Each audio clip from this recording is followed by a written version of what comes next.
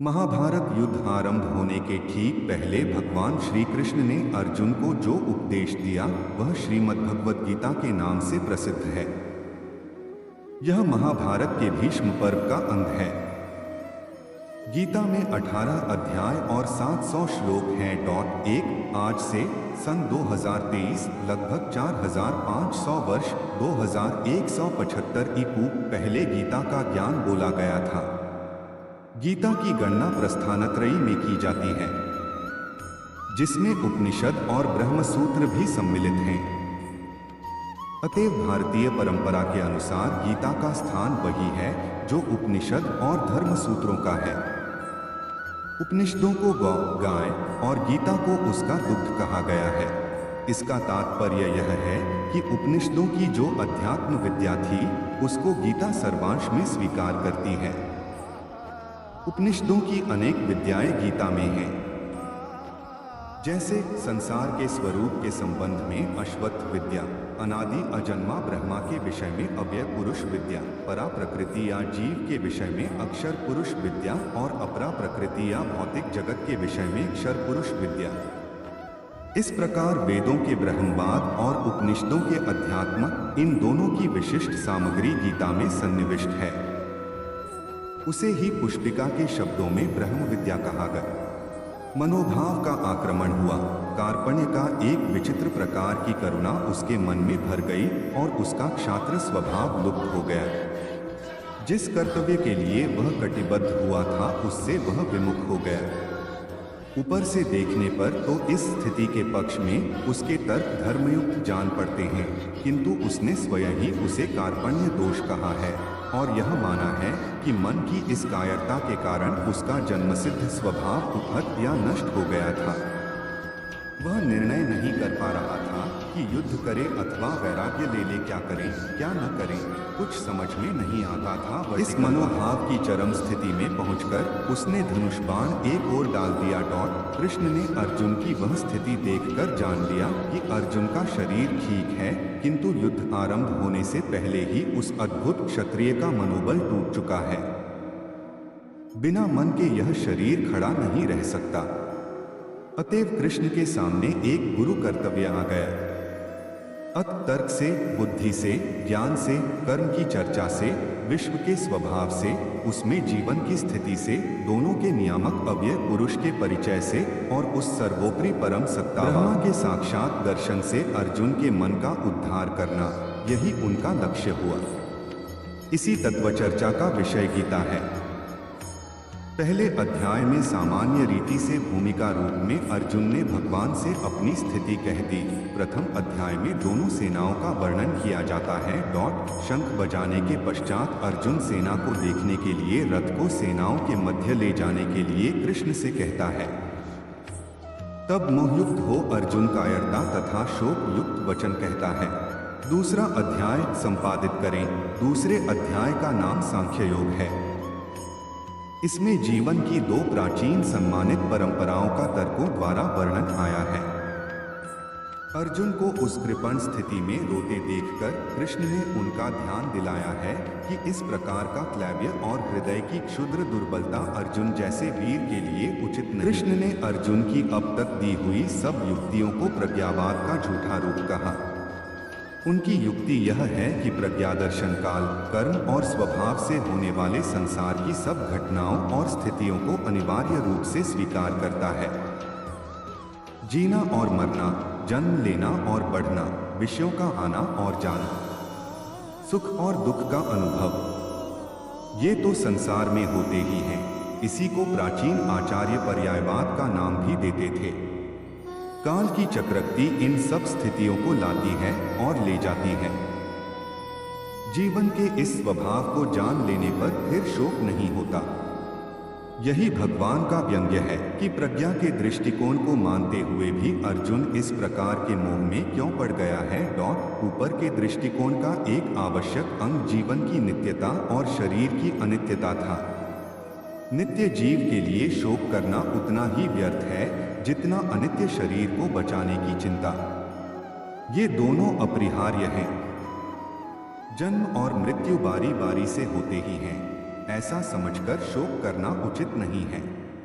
फिर एक दूसरा दृष्टिकोण स्वधर्म का है। जन्म से ही प्रकृति ने सबके लिए एक धर्म नियत कर दिया है। उसमें जीवन का मार्ग, इच्छाओं की परिधि, कर्म की शक्ति सभी कुछ आ जाता है। इससे निकलकर नहीं भागा जा सकता। कोई भागे भी तो प्रकृति उसे फिर खींच लाती है। इस प्रकार काल का परिवर्तन या परिमाण, जीव की नित्यता और अपना स्वधर्म या स्वभाव जिन युक्तियों से भगवान ने अर्जुन को समझाया है, उसे उन्होंने सांख्य की बुद्धि कहा है। इससे आगे अर्जुन के प्रश्न न करने पर भी उन्होंने योग मार्ग की बुद्धि का भी वर्णन किया। यह बुद्धि कर्म या प्रवृत्ति मार्ग के आग्रह की बुद्धि है। इसमें कर्म करते हुए कर्म के फल की आसक्ति से अपने को बचाना आवश्यक है। कर्मयोगी के लिए सबसे बड़ा डर यही है कि वह फल की इच्छा के दलदल में फंस जाता है, उससे उसे बचना चाहिए। अर्जुन को संदेह हुआ कि क्या इस प्रकार की बुद्धि प्राप्त करना संभव है। व्यक्ति कर्म करे और फल न चाहे तो उसकी क्या स्थिति होगी, यह एक व्यावहारिक शंका थी। उसने पूछा कि इस प्रकार का दृढ़ प्रज्ञा वाला व्यक्ति जीवन का व्यवहार कैसे करता है। आना जाना, खाना पीना, कर्म करना, उनमें लिप्त होकर भी निर्लेप कैसे रहा जा सकता है। कृष्ण ने कितने ही प्रकार के बाह्य इंद्रियों की अपेक्षा मन के संयम की व्याख्या की है। काम, क्रोध, भय, राग, द्वेष के द्वारा मन का सौम्य भाव बिगड़ जाता है और इंद्रियां वश में नहीं रहती। इंद्रिय जय ही सबसे बड़ी आत्मजय है। बाहर से कोई विषयों को छोड़ भी दे तो भी भीतर का मन नहीं मानता। विषयों का स्वाद जब मन से जाता है तभी मन प्रफुल्लित, शांत और सुखी होता है। समुद्र में नदियां आकर मिलती हैं पर वह अपनी मर्यादा नहीं छोड़ता। ऐसे ही संसार में रहते हुए, उसके व्यवहारों को स्वीकारते हुए अनेक कामनाओं का प्रवेश मन में होता रहता है, किंतु उनसे जिसका मन अपनी मर्यादा नहीं खोता उसे ही शांति मिलती है। इसे प्राचीन अध्यात्म परिभाषा में गीता में ब्राह्म स्थिति कहा है। अर्जुन की कायरता के विषय में अर्जुन कृष्ण संवाद, सांख्य योग, कर्मयोग, स्थिर बुद्धि व्यक्ति के 3 अध्याय संपादित करें। इस प्रकार सांख्य की व्याख्या का उत्तर सुनकर कर्मयोग नामक 3 अध्याय में अर्जुन ने इस विषय में और गहरा उतरने के लिए स्पष्ट प्रश्न किया कि सांख्य और योग, इन दोनों मार्गों में आप किसे अच्छा समझते हैं और क्यों नहीं यह निश्चित कहते कि मैं इन दोनों में से किसे अपनाऊं। इस पर कृष्ण ने भी उतनी ही स्पष्टता से उत्तर दिया कि लोक में 2 निष्ठाएं या जीवन दृष्टियां हैं। सांख्यवादियों के लिए ज्ञान योग है और कर्म मार्गियों के लिए कर्मयोग है। यहाँ कोई व्यक्ति कर्म छोड़ ही नहीं सकता। प्रकृति तीनों गुणों के प्रभाव से व्यक्ति को कर्म करने के लिए बाध्य करती है। कर्म से बचने वालों के प्रति एक बड़ी शंका है, वह यह कि वे ऊपर से तो कर्म छोड़ बैठते हैं पर मन ही मन उसमें डूबे रहते हैं। यह स्थिति असह्य है और इसे कृष्ण ने गीता में मिथ्याचार कहा है। मन में कर्मेंद्रियों को रोककर कर्म करना ही सरल मानवीय मार्ग है। कृष्ण ने चुनौती के रूप में यहाँ तक कह दिया कि कर्म के बिना तो खाने के लिए अन्न भी नहीं मिल सकता। फिर कृष्ण ने कर्म के विधान को चक्र के रूप में उपस्थित किया। न केवल सामाजिक धरातल पर भिन्न व्यक्तियों के कर्मचक्र अरों की तरह आपस में पिरोए हुए हैं, बल्कि पृथ्वी के मनुष्य और स्वर्ग के देवता दोनों का संबंध भी कर्मचक्र पर आश्रित है। प्रत्यक्ष है कि यहाँ मनुष्य कर्म करते हैं, कृषि करते हैं और दैवी शक्तियाँ वृष्टि का जल भेजती हैं। अन्न और पर्जन्य दोनों कर्म से उत्पन्न होते हैं।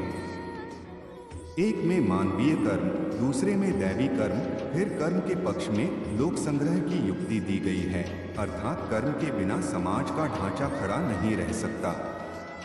जो लोक के नेता हैं, जनक जैसे ज्ञानी हैं, वे भी कर्म में प्रवृत्ति रखते हैं। कृष्ण ने स्वयं अपना ही दृष्टांत देकर कहा कि मैं नारायण का रूप हूँ, मेरे लिए कुछ कर्म शेष नहीं है। फिर भी तंद्रारहित होकर कर्म करता हूँ और अन्य लोग मेरे मार्ग पर चलते हैं। अंतर इतना ही है कि जो मूर्ख हैं वे लिप्त होकर कर्म करते हैं, पर ज्ञानी असंग भाव से कर्म करता है। गीता में यही एक साभिप्राय शब्द बुद्धि भेद है, अर्थात जो साधारण समझ के लोग कर्म में लगे हैं उन्हें उस मार्ग से उखाड़ना उचित नहीं, क्योंकि वे ज्ञानवादी बन नहीं सकते, और यदि उनका कर्म भी छूट गया तो वे दोनों ओर से भटक गए। नित्य कर्म करने वाले की श्रेष्ठता यज्ञादि कर्मों की आवश्यकता अज्ञानी और ज्ञानी के लक्षण काम के निरोध का विषय। यहीं पर एक वाक्य विशेष ध्यान देने योग्य है। क्षिप्र ही मानुषे लोके सिद्धिर्भवति कर्मजा 412। कर्म से सिद्धि इससे बड़ा प्रभावशाली जय सूत्र गीता दर्शन में नहीं है, किंतु गीता तत्व इस सूत्र में इतना सुधार और करता है कि वह कर्म असंग भाव से अर्थात फलासक्ति से बचकर करना चाहिए। बताते हैं कि सबसे पहले मैंने यह ज्ञान भगवान सूर्य को दिया था। सूर्य के पश्चात गुरु परंपरा द्वारा आगे बढ़ा, किंतु अब यह लुप्त प्राय हो गया है। अब वही ज्ञान मैं तुम्हें बताने जा रहा हूँ। अर्जुन कहते हैं कि आपका तो जन्म हाल में ही हुआ है, तो आपने यह सूर्य से कैसे कहा? तब श्री भगवान ने कहा है कि तेरे और मेरे अनेक जन्म हुए, लेकिन तुम्हें याद नहीं, पर मुझे याद है। यदा यदा ही धर्मस्य ग्लानिर्भवति भारत अभ्युत्थानमधर्मस्य तदात्मानं सृजाम्यहं 4:7 परित्राणाय साधूनां विनाशाय च दुष्कृतां धर्म संस्थापनार्थाय संभवामि युगे युगे 4:8। श्री कृष्ण कहते हैं कि जब जब धर्म की हानि और अधर्म की वृद्धि होती है, तब तब मैं अपने स्वरूप की रचना करता हूँ। वर्टिकल बार 4:7 साधुओं की रक्षा के लिए, दुष्कर्मियों का विनाश करने के लिए, धर्म की स्थापना के लिए मैं युग युग में मानव के रूप में अवतार लेता हूँ। वर्टिकल बार 4:8 कर्म, अकर्म और विकर्म का वर्णन यज्ञों के स्वरूप ज्ञान यज्ञ का वर्णन। 5वें अध्याय संपादित करें। 5वें अध्याय कर्म संन्यास योग नामक में फिर वे ही युक्तियाँ और दृढ़ रूप में कही गई हैं। इसमें कर्म के साथ जो मन का संबंध है, उसके संस्कार पर या उसे विशुद्ध करने पर विशेष ध्यान दिलाया गया है। यह भी कहा गया है कि ऊंचे धरातल पर पहुंचकर सांख्य और योग में कोई भेद नहीं रह जाता है। किसी एक मार्ग पर ठीक प्रकार से चले तो समान फल प्राप्त होता है। जीवन के जितने कर्म हैं, सबको समर्पण कर देने से व्यक्ति एकदम शांति के ध्रुव बिंदु पर पहुंच जाता है और जल में खिले कमल के समान कर्म रूपी जल से लिप्त नहीं होता। भगवान श्री कृष्ण इस अध्याय में कर्मयोग और साधु पुरुष का वर्णन करते हैं तथा बताते हैं कि मैं सृष्टि के हर जीव में समान रूप से रहता हूँ। आत्म प्राणी को समदर्शी होना चाहिए। विद्याविन्य संपन्ने ब्राह्मणे गवि हस्तिनी शुनि चैव स्वपाके च पंडिता समदर्शिन ज्ञानी महापुरुष विद्याविन्य युक्त ब्राह्मण में और चांडाल में तथा गाय, हाथी एवं कुत्ते में भी समरूप परमात्मा को देखने वाले होते हैं। 6ठा अध्याय संपादित करें। 6ठा अध्याय आत्मसंयम योग है, जिसका विषय नाम से ही प्रकट है। जितने विषय हैं उन सब से इंद्रियों का संयम ही कर्म और ज्ञान का निचोड़ है। सुख में और दुख में मन की समान स्थिति, इसे ही योग कहते हैं। 7वें अध्याय संपादित करें कि संज्ञा ज्ञान विज्ञान योग है। ये प्राचीन भारतीय दर्शन की 2 परिभाषाएं हैं।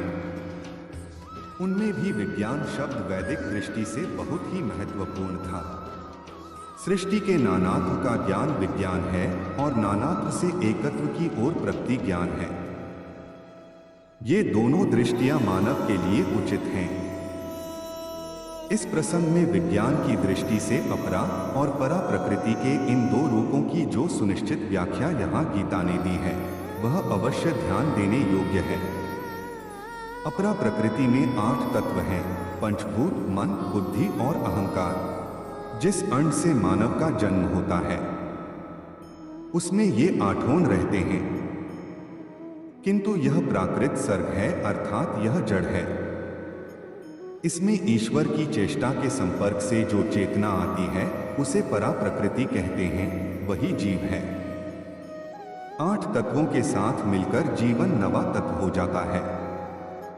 इस अध्याय में भगवान के अनेक रूपों का उल्लेख किया गया है, जिनका और विस्तार विभूति योग नामक 10वें अध्याय में आता है। यही विशेष भगवती दृष्टि का भी उल्लेख है, जिसका सूत्र वासुदेव सर्वमिति, सब वसु या शरीरों में एक ही देव तत्व है, उसी की संज्ञा विष्णु है। किंतु लोक में अपनी अपनी रुचि के अनुसार अनेक नामों और रूपों में उसी एक देव तत्व की उपासना की जाती है। वे सब ठीक हैं, किंतु अच्छा यही है कि बुद्धिमान मनुष्य उस ब्रह्म तत्व को पहचाने जो अध्यात्म विद्या का सर्वोच्च शिखर है।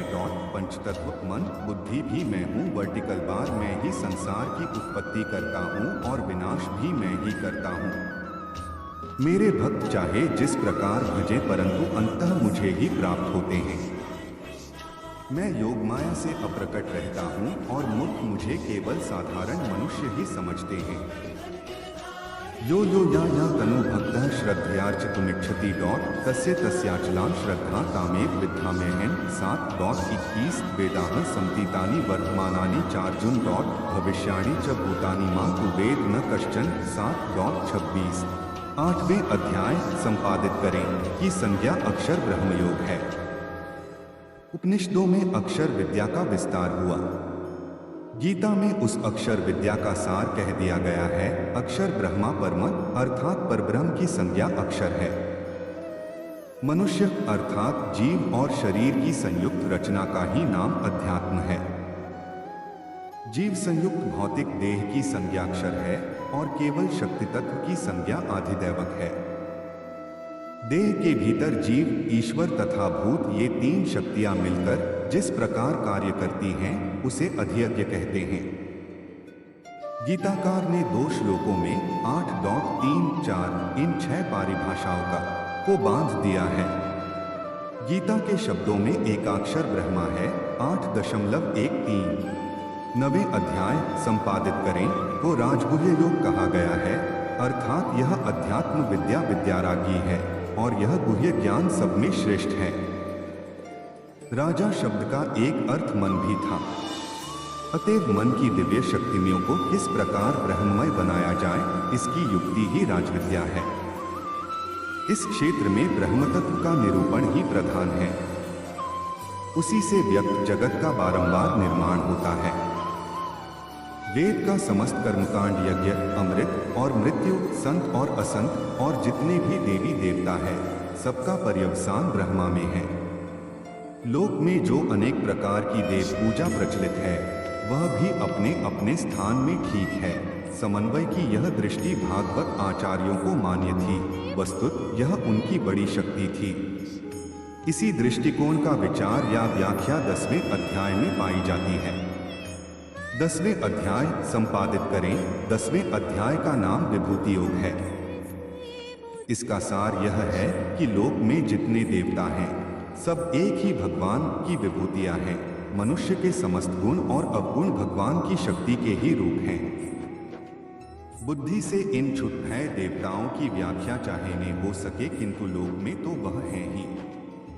कोई पीपल को पूज रहा है, कोई पहाड़ को, कोई नदी या समुद्र को, कोई उनमें रहने वाले मछली कछुओं को। क्यों कितने देवता हैं, इसका कोई अंत नहीं।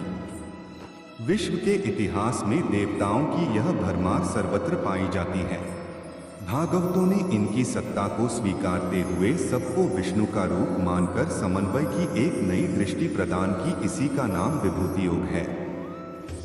जो सत्वजीव बलयुक्त अथवा चमत्कार युक्त है, वह सब भगवान का रूप है। इतना मान लेने से चित्त निर्विरोध स्थिति में पहुंच जाता है। सर्वभूतानि कौन्तेय प्रकृति यान्ति मामिकाम। कल्पक्षे पुनस्तानि कल्पादौ विसृजाम्यहं सा। 11वें अध्याय संपादित करें का नाम विश्वरूप दर्शन योग है। इसमें अर्जुन ने भगवान का विश्वरूप देखा। विराट रूप का अर्थ है मानवीय धरातल और परिधि के ऊपर जो अनंत विश्व का प्राणवंत रचना विधान है, उसका साक्षात दर्शन। विष्णु का जो चतुर्भुज रूप है, वह मानवीय धरातल पर सौम्य रूप है। जब अर्जुन ने भगवान का विराट रूप देखा तो उसके मस्तक का विस्फोटन होने लगा। दिशो न जाने न लभे च शर्म, ये ही घबराहट के वाक्य उनके मुख से निकले और उसने प्रार्थना की कि मानव के लिए जो स्वाभाविक स्थिति ईश्वर ने रखी है, वही पर्याप्त है। 12वें अध्याय का नाम भक्ति योग है। जो जानने योग्य है, जिसको जानकर मनुष्य परमानंद को प्राप्त हो जाता है, अर्थात वो परमात्मा ही सत्य है। 13वें अध्याय संपादित करें में एक सीधा विषय क्षेत्र और क्षेत्रज्ञ का विचार है। यह शरीर क्षेत्र है, उसका जानने वाला जीवात्मा क्षेत्रज्ञ है। 14वें अध्याय संपादित करें का नाम गुणत्रय विभाग योग है। यह विषय समस्त वैदिक, दार्शनिक और पौराणिक तत्वचिंतन का निचोड़ है। सत्व, रज, तम नामक 3 गुणत्रिकों की अनेक व्याख्याएं हैं। गुणों की साम्यावस्था का नाम प्रधान या प्रकृति है। गुणों के वैषम्य से ही वैकृत सृष्टि का जन्म होता है। अकेला सत्व शांत स्वभाव से निर्मल प्रकाश की तरह स्थिर रहता है और अकेला तम भी जड़वत निश्चिष्ट रहता है, किंतु दोनों के बीच में छाया हुआ रजोगुण उन्हें चेष्टा के धरातल पर खींच लाता है। गति तत्व का नाम ही रजस है। 15वें अध्याय संपादित करें का नाम पुरुषोत्तम योग है। इसमें विश्व का अश्वत्थ के रूप में वर्णन किया गया है।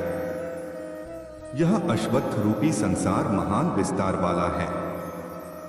देश और काल में इसका कोई अंत नहीं है, किंतु इसका जो मूल या केंद्र है, जिसे ऊर्ध्व कहते हैं, वह ब्रह्मा ही है। एक और वह परम तेज जो विश्वरूपी अश्वत्थ को जन्म देता है, सूर्य और चंद्र के रूप में प्रकट है। दूसरी ओर वही एक चैतन्य केंद्र में या प्राणी शरीर में आया हुआ है।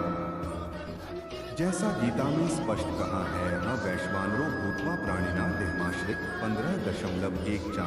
वैश्वानर या प्राणमयी चेतना से बढ़कर और दूसरा रहस्य नहीं है। नर या पुरुष 3 हैं, अक्षर और अव्यय। पंचभूतों का नाम क्षर है, प्राण का नाम अक्षर है और मनस्तत्व या चेतना की संज्ञा अव्यय है। इन्हीं 3 नरों की एकत्र स्थिति से मानवी चेतना का जन्म होता है। उसे ही ऋषियों ने वैश्वानर अग्नि कहा है। 16वें अध्याय संपादित करें में देवासुर संपत्ति का विभाग बताया गया है।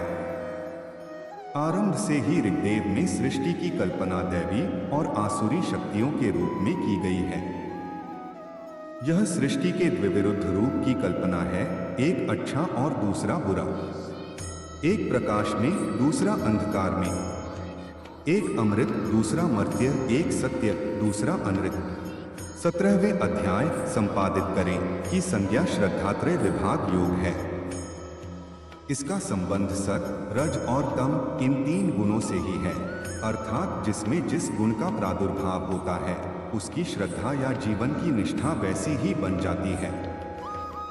यज्ञ, तप, दान, कर्म ये सब 3 प्रकार की श्रद्धा से संचालित होते हैं। यहाँ तक कि आहार भी 3 प्रकार का है। उनके भेद और लक्षण गीता ने यहाँ बताए हैं। 18वें अध्याय संपादित करें की संज्ञा मोक्ष संन्यास योग है। इसमें गीता के समस्त उपदेशों का सार एवं उपसंहार है। यहाँ पुण्य बलपूर्वक मानव जीवन के लिए 3 गुणों का महत्व कहा गया है। पृथ्वी के मानवों में और स्वर्ग के देवताओं में कोई भी ऐसा नहीं जो प्रकृति के चलाए हुए इन 3 गुणों से बचा हो।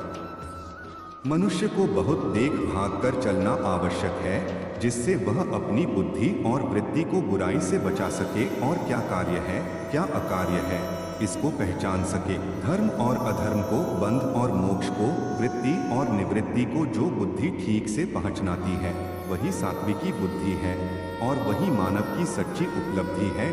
इस प्रकार भगवान ने जीवन के लिए व्यावहारिक मार्ग का उपदेश देकर अंत में यह कहा है कि मनुष्य को चाहिए कि संसार के सब व्यवहारों का सच्चाई से पालन करते हुए जो अखंड चैतन्य तत्व है, जिसे ईश्वर कहते हैं, जो प्रत्येक प्राणी के हृदय या केंद्र में विराजमान है, उसमें विश्वास रखे, उसका अनुभव करे। वही जीव की सत्ता है, वही चेतना है और वही सर्वोपरि आनंद का स्रोत है।